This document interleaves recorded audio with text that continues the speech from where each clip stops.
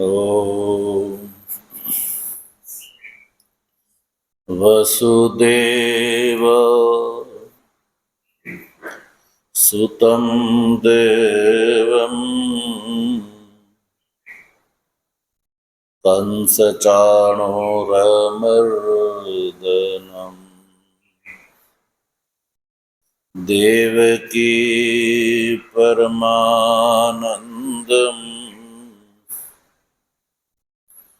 कृष्णं वन्दे जगद्गुरु।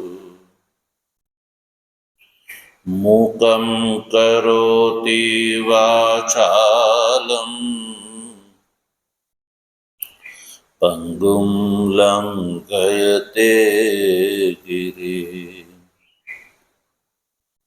यत्कृपा तमहं वन्दे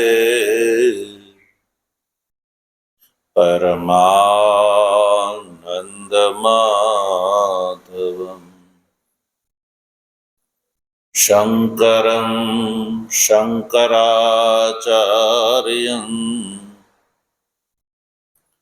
केशवं बादरायणं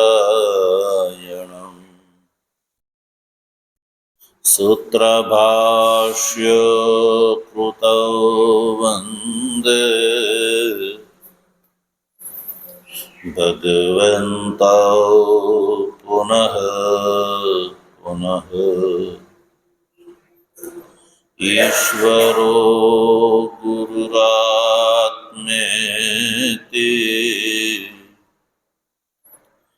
मूर्तिभेद विभागिने व्योमवद्व्याप्तदेहाय दक्षिणामूर्तये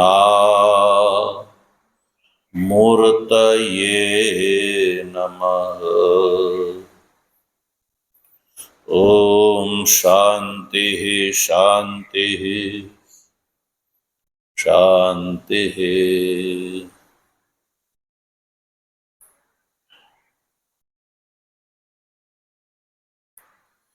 तत्वजिज्ञासु सज्जनों,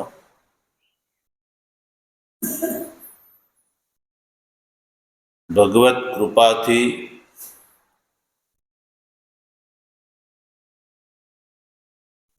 श्रीमद् भगवद गीताना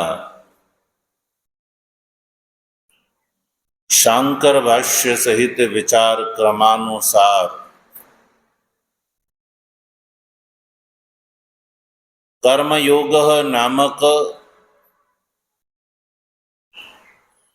तृतीय अध्यायना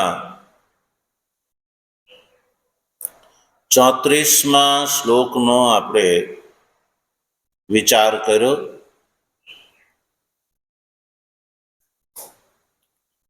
આ શ્લોકમાં ભગવાન શ્રી કૃષ્ણએ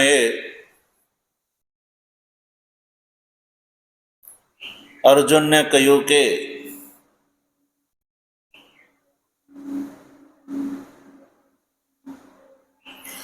ઇન્દ્રિયોના જે અર્થ છે,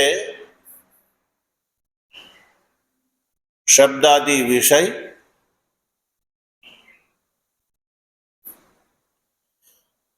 એની પ્રત્યે રાગ અને દ્વેષ એ અવશ્યંભાવી છે।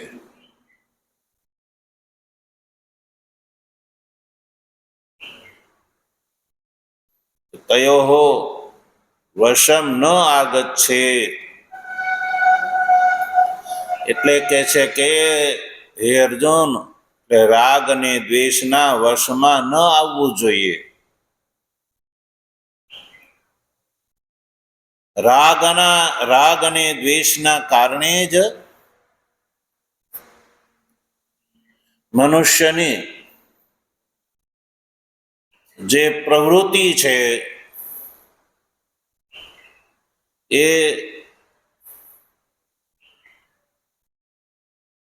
સ્વધર્મની અંદર અધર્મ બુદ્ધિ અને અધર્મની અંદર સ્વધર્મ બુદ્ધિનું કારણ બને છે।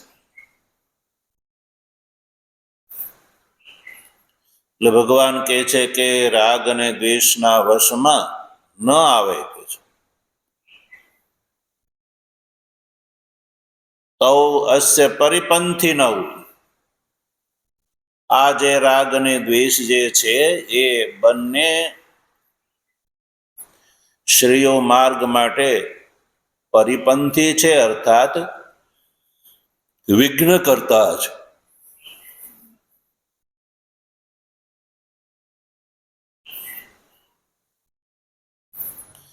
એટલો જ નહીં,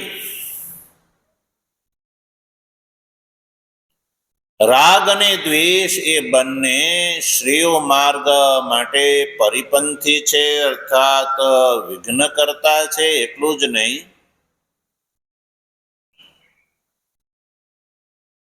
ભગવાન શ્રી કૃષ્ણ આગળના 35મા શ્લોકમાં કહે છે કે રાગ અને દ્વેષથી જે પ્રયુક્ત મનુષ્ય છે એ શાસ્ત્રના અર્થને પણ અન્યથા માનતો થઈ જાય છે. રાગ અને દ્વેષથી પ્રયુક્ત મનુષ્ય શાસ્ત્રના અર્થને અન્યથા માનતો થઈ જાય છે.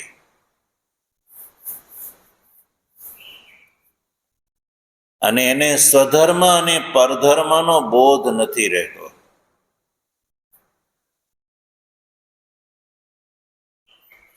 એ જે પરધર્મ છે એની અંદર પણ ધર્મત્વ બુદ્ધિથી પરધર્મને પણ અનુષ્ઠેય માનતો થઈ જાય છે.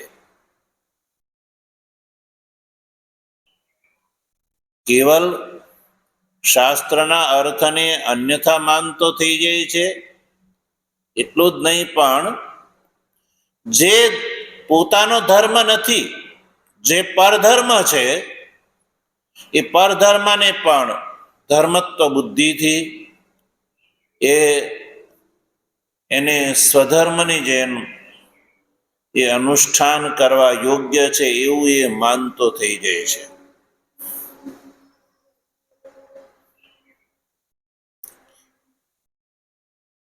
જે અસત છે એ અયોગ્ય છે.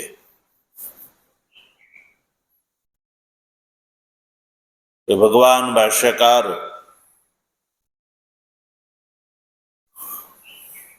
35મા શ્લોકના અવતરણમાં આ વાત લખે છે જો કે તત્ર રાગ દ્વેષ પ્રયુક્તો મન્યતે શાસ્ત્રાર્થમ અપી અન્યથા પરધર્મોપી ધર્મત્વાદ અનુષ્ઠેય એવ ઇતિ.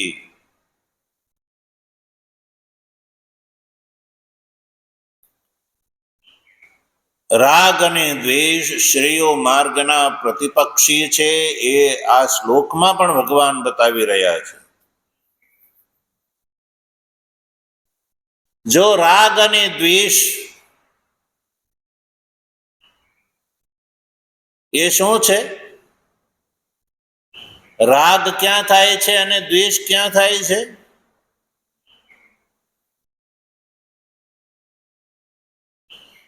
ઇષ્ટ વિષય પ્રત્યે રાગ અને અનિષ્ટ વિષય પ્રત્યે દ્વેષ થતો હોય છે.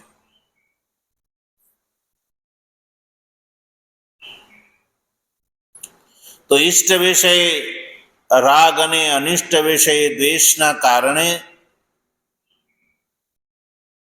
ધર્મ અને અધર્મના સંસ્કારના કારણે મનુષ્ય સ્વધર્મનો પરિત્યાગ અને પરધર્મનો અનુષ્ઠાન કરવા માટે તૈયાર થઈ જાય છે. જેવી રીતે બ્રાહ્મણનો સ્વધર્મ શું છે?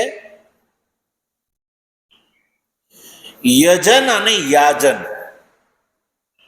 બ્રાહ્મણ કુલોત્પન્ન જે છે, બ્રાહ્મણ વર્ણ કુલોત્પન્ન જે મનુષ્ય છે એનો સ્વધર્મ છે યજન યાજનાદિ. પણ એને માટે રાજ્ય છે એ ઈષ્ટ વિષય છે. રાજ્ય છે એ ઈષ્ટ વિષય છે. તો ઈષ્ટ વિષયમાં શું થાય છે? રાગ. ઈષ્ટે રાગ અને અનિષ્ટે દ્વેષ. તો ઈષ્ટ વિષય રાજ્ય હોવાથી ઈષ્ટ વિષય રાજ્યની અંદર રાગના કારણે રાજ્ય ક્ષત્રિયનો ધર્મ છે, એ પરધર્મ છે. તો ક્ષત્રિયનો ધર્મ છે એ યુદ્ધની અંદર ઈષ્ટ વિષય બુદ્ધિ હોવાના કારણે, રાગના કારણે એ એમાં પ્રવૃત્ત થાય છે. બ્રાહ્મણ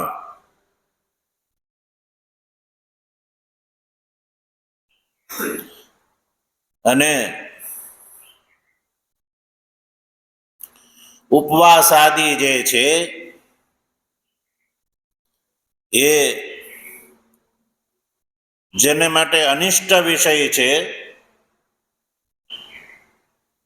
અનિષ્ટ વિષયમાં દ્વેષના કારણે ઉપવાસ આદિ જે સધર્મ છે એનો એ ત્યાગ કરી દે છે બ્રાહ્મણ. તો ઈષ્ટ વિષય રાગ, અનિષ્ટ વિષય દ્વેષના કારણે સધર્મનો પરિત્યાગ અને પરધર્મનું અનુષ્ઠાન કરતો થઈ ગયો છે. આ બ્રાહ્મણની વાત થઈ. એવી રીતે ક્ષત્રિય જે છે, ક્ષત્રિયનો સ્વધર્મ છે યુદ્ધ. શું છે? યુદ્ધ. પણ એને ભિક્ષા અન્ન ભોજનાદિ સારા લાગે છે. જેમ કે અહીંયા અર્જુન એમ કે છે કે હું ભિક્ષા માગીને મારું જીવનયાપન કરી રહ્યો છું. શ્રેયો ભોગતુમ ભેક્ષમ અપીહ લોકે, એવું કે છે. તો ભિક્ષાન ભોજનાદિ જે છે એ એને ઈષ્ટ એટલે સારા લાગે છે.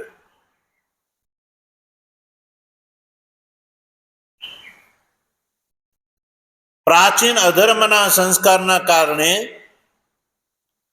એ પ્રત્યે રાગથી એ જે ભિક્ષાન ભોજનાદિ બ્રાહ્મણનો ધર્મ છે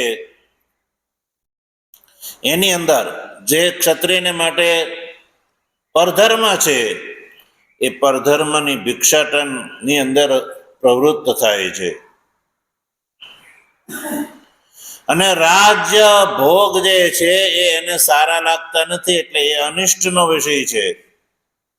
એટલે દ્વેષના કારણે એ સ્વધર્મનો પરિત્યાગ કરી દે છે.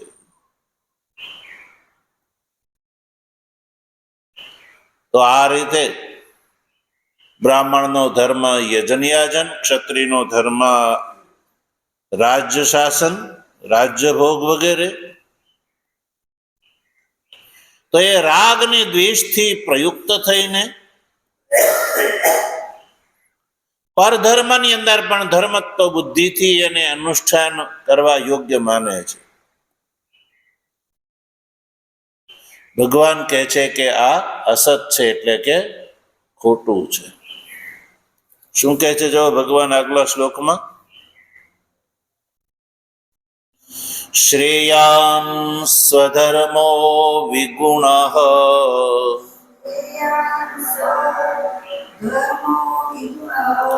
પરધર્માત સ્વનુષ્ઠિતાત સ્વધર્મે નિધનં શ્રેયઃ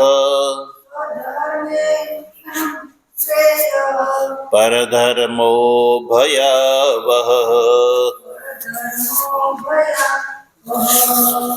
શ્રેયાન સ્વધર્મો વિગુણઃ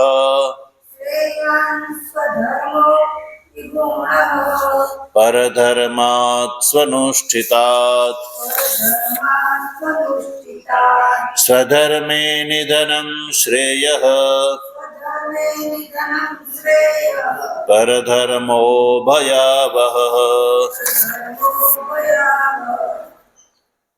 ભગવાન શ્રી કૃષ્ણ અર્જુનના આ મનોરાજ્યનું ખંડન કરે છે. અર્જુનને બ્રાહ્મણનો ધર્મ જે ભિક્ષા યજન, ભિક્ષાન્ન ભોજન, એ ઈષ્ટ બુદ્ધિથી એ સારા લાગે છે.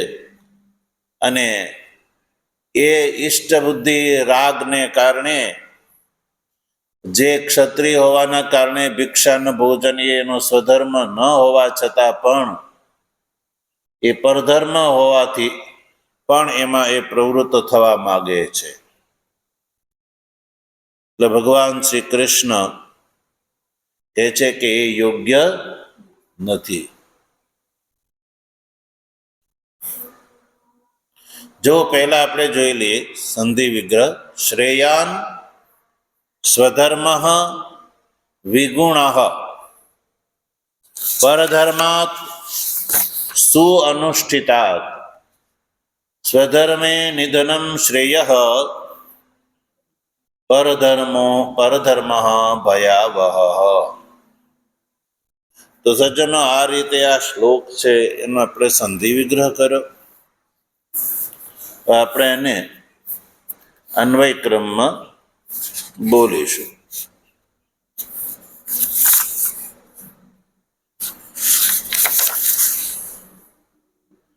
વિગુણ સ્વધર્મ, બોલો. વિગુણ સ્વધર્મ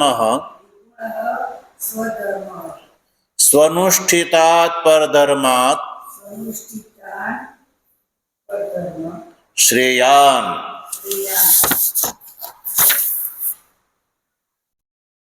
સ્વધર્મે નિધનમ શ્રેય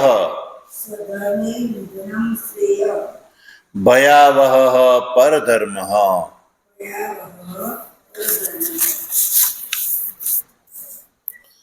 ભગવાન શ્રી કૃષ્ણ અર્જુનની આ વાતનું ખંડન કરતા કહે છે કે હે અર્જુન, તને પરધર્મ સારો લાગે છે? અનુષ્ઠેય માને છો તું? સ્વધર્મની અંદર તને દોષ બુદ્ધિ થાય છે?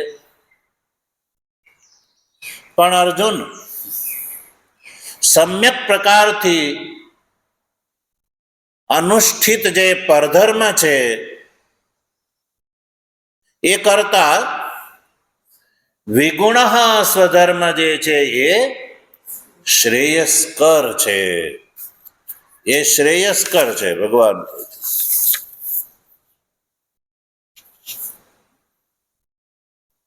સ્વનુષ્ઠિતાત પરધર્માત. સ્વનુષ્ઠિતાત એટલે કે ગુણ સહિત સંપાદિત કરેલા પરધર્મ કરતા વિગત ગુણ સ્વધર્મ જે છે એનો અનુષ્ઠાન ભગવાન કહે છે કે શ્રેય એટલે કે શ્રેયસ્કર છે.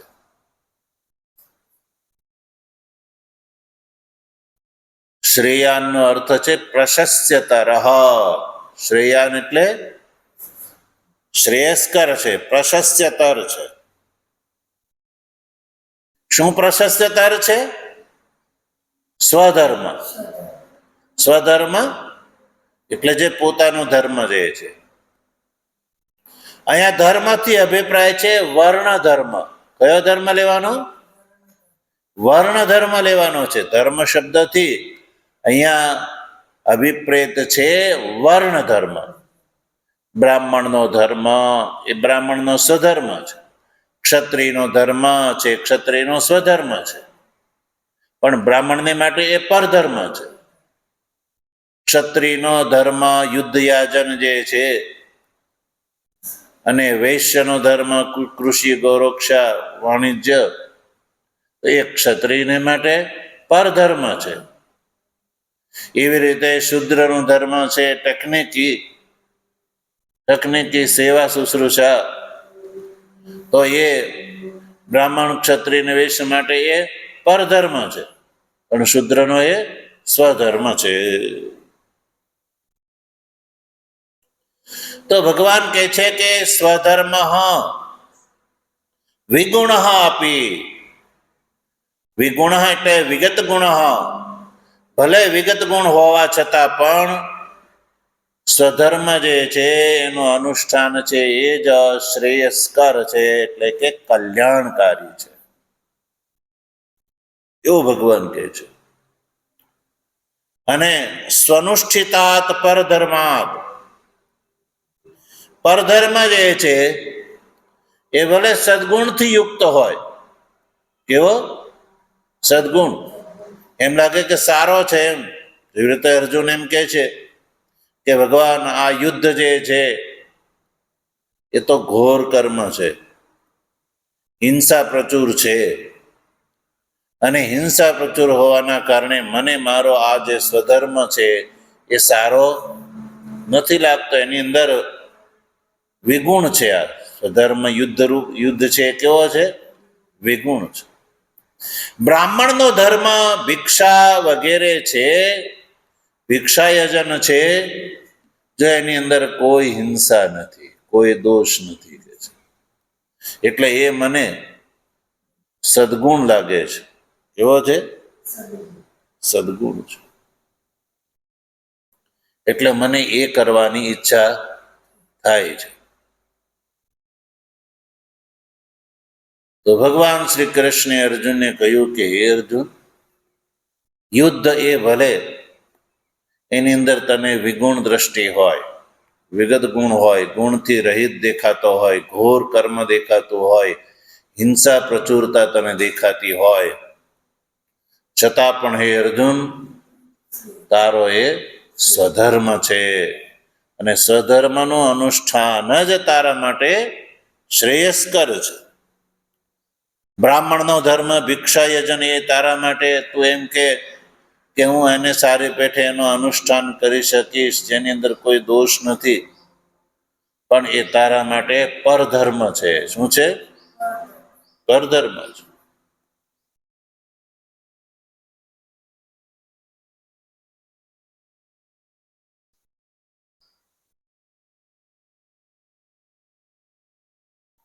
તો અહીંયા એક વાત વિચારણીય છે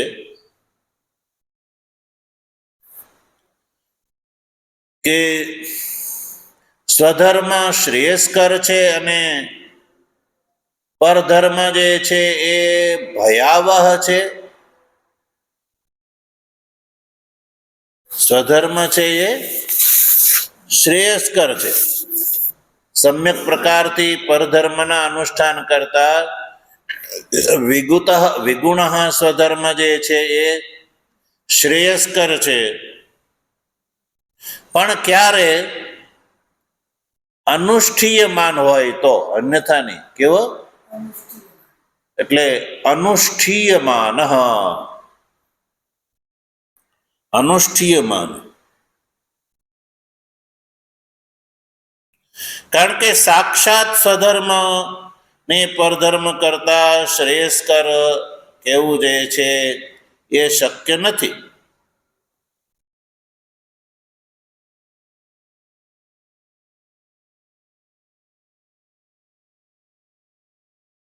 અનુષ્ઠાન દ્વારા એ અભિપ્રાય છે ભગવાનનો.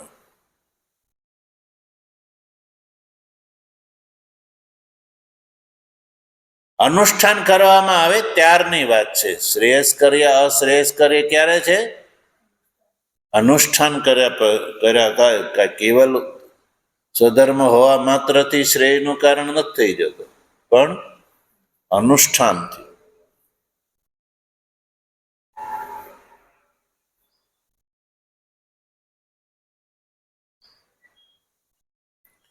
એટલે ભગવાન શ્રી કૃષ્ણે કહ્યું કે હે અર્જુન, સ્વધર્મની અંદર તને વૈગુણ્ય દેખાતું હોય, પરધર્મની અંદર તને સાદગુણ્યનો દર્શન થતું હોય, છતાં પણ સ્વધર્મ જે તારો ક્ષત્રિયનો રાજ્ય શાસન છે એની અંદર તને વૈગુણ્યનું દર્શન થતું હોય, છતાં પણ એ તારા માટે શ્રેયસ્કર છે. સ્વધર્મ શ્રેયાન. અને મનુષ્ય જીવન સજ્જનો શ્રેયની પ્રાપ્તિ માટે મળેલું છે. અનુકૂળ પ્રતિકૂળ એ મુખ્ય લક્ષ્ય નથી, પણ શ્રેય એ મનુષ્યનો મુખ્ય લક્ષ્ય છે.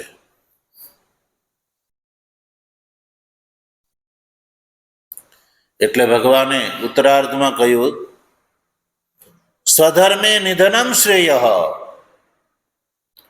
સ્વધર્મમાં જો સ્થિત વ્યક્તિ જે છે, સ્વધર્મમાં સ્થિત વ્યક્તિ છે, એનો નિધનમ શ્રેય. નિધનમ એટલે મૃત્યુ જે છે એ પણ શ્રેય છે. એટલે કે સ્વધર્મનું અનુષ્ઠાન કરતા કરતા નિધન થઈ જાય, મૃત્યુ થઈ જાય ને તો પણ એ કેવું છે? શ્રેયસ્કર છે. સ્વધર્મનું અનુષ્ઠાન કરતા કરતા નિધનમ એટલે મૃત્યુ પણ થઈ જાય સજ્જનો, તો પણ એ શ્રેયસ્કર છે. ને પરધર્મો ભયાવહ. પરધર્મ જે છે, પરધર્મની અંદર સ્થિત થઈને મનુષ્ય 100 વર્ષ ભલે જીવી જાય, પરધર્મનું અનુષ્ઠાન કરતા કરતા મનુષ્ય 100 વર્ષ પણ ભલે જીવી જાય, પણ એ જીવન કરતા સ્વધર્મનું અનુષ્ઠાન કરતા કરતા મનુષ્ય અલ્પાયુમાં પણ મૃત્યુ પામે, તો પણ ભગવાન કહે છે એ શ્રેયસ્કર છે. એટલે સ્વધર્મે શ્રેય નિધનમ. સ્વધર્મનું અનુષ્ઠાન કરતા કરતા મૃત્યુ પણ શ્રેયસ્કર છે. પરધર્મનું અનુષ્ઠાન કરતા કરતા 100 વર્ષ જીવવા કરતા સ્વધર્મનું અનુષ્ઠાન કરતા કરતા અલ્પાયુમાં મૃત્યુ આવે તો પણ એ શ્રેયસ્કર છે. એટલે ભગવાને કહ્યું કે સ્વધર્મે નિધનમ શ્રેય. પરધર્મની અંદર સ્થિત થઈને જીવવા કરતા સ્વધર્મની અંદર અનુષ્ઠાન કરતા કરતા મૃત્યુ આવે તો પણ એ શ્રેયસ્કર છે. કેમ એવું પ્રશ્નપૂર્વક જે છે પૂછવામાં આવે કે એવું કેમ? તો જો મનુષ્યનું લક્ષ્ય છે ને એ જીવવું મરવું નથી. મનુષ્ય શરીરનું લક્ષ્ય, મનુષ્ય જન્મનું લક્ષ્ય જીવવું અને મરવું એ જ નથી, કે કોઈ પણ પ્રકારથી બસ જીવી લો એ લક્ષ્ય નથી. મનુષ્ય જીવનનું લક્ષ્ય છે શ્રેય, એટલે કે કલ્યાણ. શું છે? કલ્યાણ. આત્મકલ્યાણ એ મનુષ્ય જીવનનું લક્ષ્ય છે, કર્તવ્ય છે, એ લક્ષ્ય છે. અને મનુષ્ય લક્ષ્ય સિદ્ધ કરવાનો હોય છે. પછી લક્ષ્ય સિદ્ધિ માટે નો જે માર્ગ છે એ માર્ગ કદાચિત પ્રતિકૂળ હોય, અનુકૂળ હોય તો એ ગૌણ થઈ જાય છે, પણ લક્ષ્યએ પહોંચવું એ મુખ્ય વાત છે. પણ લક્ષ્યએ પહોંચવામાં જે માર્ગ છે એ માર્ગ પ્રતિકૂળ હોય તો કેવલ માર્ગની પ્રતિકૂળતાથી જે માર્ગને છોડી દે છે તો એ લક્ષ્યએ પહોંચી શકશે? અને જે લક્ષ્ય નથી ત્યાં પહોંચવા માટેનો માર્ગ જે છે એ અનુકૂળ છે. જે લક્ષ્ય છે એ લક્ષ્યએ પહોંચવાનો માર્ગ છે એ પ્રતિકૂળ છે. તો એવું થોડું છે કે પોતાના લક્ષ્યનો પ્રતિકૂળ માર્ગ છોડીને અલક્ષ્યનો જે અનુકૂળ માર્ગ ઉપર ચાલવો. દાખલા તરીકે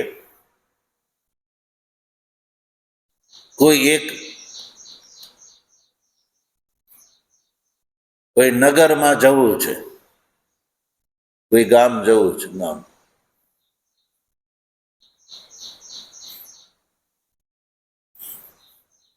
હવે ત્યાં જવાનો માર્ગ છે ને ખાડા ખડિયા વાળો છે, ઉબડ ખાબડ છે, રોડ રસ્તો હરખો નથી.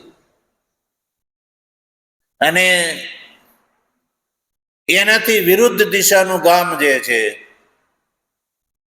એનો માર્ગ બહુ સારો છે, રોડ બનેલો છે. ઉત્તર દિશા તરફનું જે ડેસ્ટિનેશન ગંતવ્ય છે એ બાજુ જવું છે, એનો માર્ગ કાંટા કાંકરા ખાડા ખડિયા વાળો છે. દક્ષિણ દિશા તરફનું જે ગામ છે એ તરફ જવાનો માર્ગ રોડ રસ્તો સરસ બનેલો છે. તો શું રોડ રસ્તો સારો હોવાથી જે લક્ષ્ય નથી એ ઉપર ગાડી પૂરપાટ દોડે, અને જે લક્ષ્ય છે એ તરફનો માર્ગ ખાડા ખડિયા વાળો ઉબડ ખાબડ હોવા છતાં ગાડી ત્યાં સારી પેઠે ચાલવાની નથી, તો મનુષ્ય શું કરે કે સારી પેઠે ગાડી ચાલે એટલે અલક્ષ્ય રોડ ઉપર ચલાવશે નહીં. ભલે રોડ ગમે એવો હોય, પણ લક્ષ્ય છે કે એ ગામ જવું છે, તો ધીરે ધીરે પણ જાળવીને સાચવીને પણ ગાડી તો એ જ રોડ પર ચલાવવી પડશે. કોઈ એમ કે નહીં આ ગામનો રોડ સારો નથી, પેલા ગામનો રોડ સારો છે, તમારે તો ગામ જ જવું છે ને, તો સારો રોડ છે એ ગામ જતા રહ્યો ને. તો બોલો ત્યાં એ વાતને કોઈ સમજશે? તો કે છે કોઈ નહીં, મારે તો લક્ષ્ય તો મારું આ ગામ છે, ભલે રોડ ખરાબ હોય તો મારે તો લગ્નમાં ત્યાં જવાનું છે. જે મારું લક્ષ્ય નથી એ ગામનો રોડ સારો હોય તો મારે એ શું કામનું? એમ સનાતન ધર્મનો જે સિદ્ધાંત છે, મનુષ્ય શરીરનું જે લક્ષ્ય છે એ શ્રેય છે. શું છે? પરમાર્થ છે, શ્રેય છે, વ્યવહાર નહીં. એટલે વ્યવહાર ભૂમિ જે છે એ પરમાર્થ માટે છે. એટલે ભગવાન શ્રી કૃષ્ણે કહ્યું કે હે અર્જુન, સ્વધર્મનો માર્ગ વિગુણ છે, પરધર્મનો માર્ગ જે છે એ સદગુણ છે. તો એનો મતલબ એવો થોડો છે કે તું યુદ્ધ રૂપી કર્મ છોડી અને ભિક્ષાસન કરવા લાગી જાય. એ કોઈ પણ રીતે યોગ્ય નથી. એટલે કહ્યું કે સ્વધર્મે નિધનમ શ્રેય, સ્વધર્મનું અનુષ્ઠાન કરતા કરતા મરણ જે છે એ પણ શ્રેયસ્કર છે, પરધર્મની અંદર રહીને જીવન કરતા. તો કેમ આવો? તો ભગવાન એનું કારણ બતાવ્યું, પરધર્મો ભયાવહ. પરધર્મ જે છે એ ભયનું આવાહન કરવા વાળો છે, ભયનું આવાહન કરવા વાળો છે. તો ભય એટલે આ જન્મ કોઈ ભય આવે એવું નહીં. ભયનો અભિપ્રાય છે મૃત્યુ પછીનો, મૃત્યુ પછીની ગતિ. તો પરધર્મનું અનુષ્ઠાન જે છે એ નરકાદિની ગતિનું કારણ બને છે. એવું છે નરકનું નરકાદિ લક્ષણ. નરકાદિ લક્ષણ જે છે ભયનું આવાહન કરવા વાળો છે. પરધર્મ ભયાવહ એટલે કે નરકાદિ જે છે એ ભયનું કારણ છે, એનું આવાહન કરવા વાળો થાય છે. એટલે પરધર્મ ની અંદર જીવન કરતા સ્વધર્મની અંદર મૃત્યુ શ્રેયસ્કર એટલા માટે છે કે પેલો પરધર્મનું અનુષ્ઠાન કરતા કરતા 100 વર્ષ જીવી લે, પણ મૃત્યુ પછી એ પરધર્મના અનુષ્ઠાનના ફળ સ્વરૂપે એની અધોગતિ છે, ઉર્ધ્વગતિ નહીં પણ અધોગતિ છે. અને સ્વધર્મનું અનુષ્ઠાન કરતા કરતા અલ્પાયુની અંદર મૃત્યુ થઈ જાય, તો એ મૃત્યુ ઉપરાંત એ સ્વધર્મનું અનુષ્ઠાતા જે છે એ સ્વર્ગાદિ લોકનો ભાગીદાર બને છે. સજ્જનો, આ વાત ભગવાન શ્રી કૃષ્ણએ આ 35મા શ્લોકમાં કરી. એટલે મનુષ્યને એવું નથી કે મને આ ગમે છે એટલે મારે એનું અનુષ્ઠાન કરવું છે અને આ મને નથી ગમતું. એટલે ધર્મ જે છે એ રાગ અને દ્વેષનો વિષય નથી. ધર્મ એ રાગ અને દ્વેષનો વિષય નથી કે જેમાં રાગ હોય એમાં પ્રવૃત્ત થાવ, જેમાં દ્વેષ હોય એમાંથી નિવૃત્ત થાય, એવું નથી. ઓમ વસુદેવ સુતં દેવં કંસચાણોરમર્દનમ દેવકી પરમાનંદમ કૃષ્ણં વંદે જગદ્ગુરુ. મૂકં કરોતિ વાચાલં પંગું લંઘયતે ગિરિં યત્ કૃપાતમહં વંદે પરમાનંદમાધવમ. શંકરં શંકરાચાર્યં કેશવં બાદરાયણં સૂત્રભાષ્ય કૃતૌ વંદે ભગવन्तૌ પુનઃ પુનઃ. ઈશ્વરો ગુરુરાત્મેતિ મૂર્તિભેદ વિભાગિને વ્યોમવદ્વ્યાપ્તદેહાય દક્ષિણામૂર્તયે નમઃ. ઓમ શાંતિ શાંતિ શાંતિ. સદ્ગુરુદેવ